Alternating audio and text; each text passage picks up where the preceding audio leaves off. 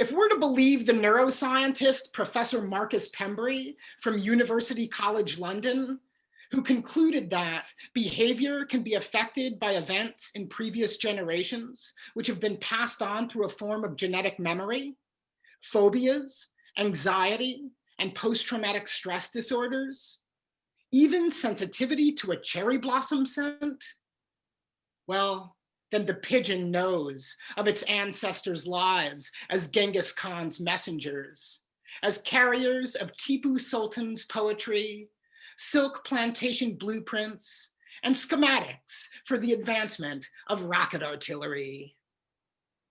The pigeon knows that it was once used to announce the winners of the Olympics, the beginnings and ends of wars, that Paul Reuter, founder of the Reuters press agency, compelled its progenitors to transport information about stock prices from one telegraph line terminus to another, that apothecaries depended on them for the delivery of medicine, that rival armies trained hawks to eviscerate the pigeons of their enemies, causing a communication breakdown, that we've given to them our voices, that we've made of their bodies the earliest and most organic of radio waves, that when we place our faith in the tenacity of the carrier pigeon, our lives and our loves and our heartaches and our deaths can float above us.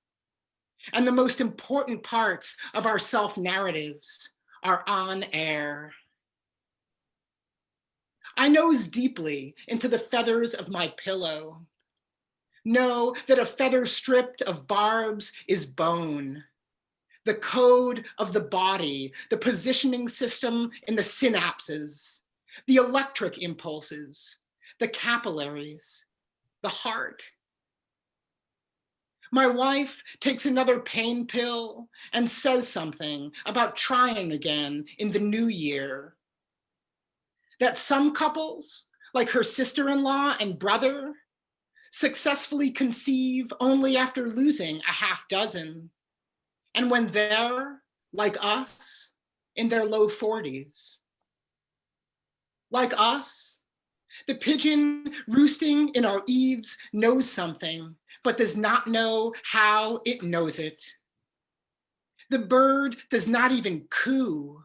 The bird, in fact, shows no outward signs of pleasure or affection at all. The carrier pigeon's life is one of servitude and thereby mutilation, of flight girdled. Trainers have designed tiny backpacks fitted to the pigeons' bodies and filled with anything from confidential blueprints for spacecraft meant to land on Mars, to heroin meant for prison inmates, to declarations of love and war, to blood samples, to heart tissue, to diamonds. Anything we secretly desire or desire to keep secret.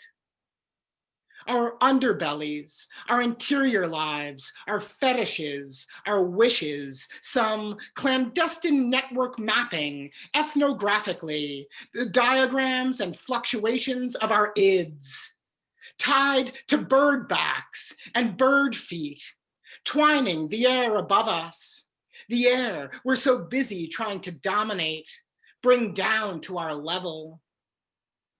Perhaps it's not God who has the answers to our seemingly unanswerable questions about ourselves, but the loaded up pigeons, some of whom, in a crisis of weight, will randomly land, offer us a clue into the circulatory map of all the things we wish to hide from the rest of our species.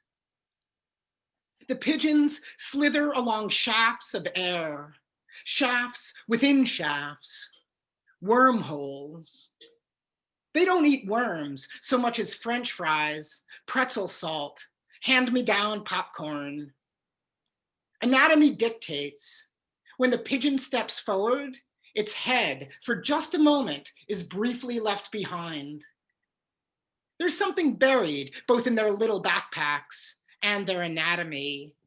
Diamonds, blood samples, bloodlines, codes. They aim to deliver all of these things to our waiting hands. My wife and I sit up in bed, stretch our hands out in front of us, fingers splayed. We do these exercises together to increase, as the OBGYN said, blood flow, to decrease the chance of her cramping in sleep. Our hands, enjoying a brief atmospheric future, waiting for the rest of our bodies to catch up. Our hands are the empty nests, the eggless zeros, reddening only because our hearts are beating with so many old sadnesses.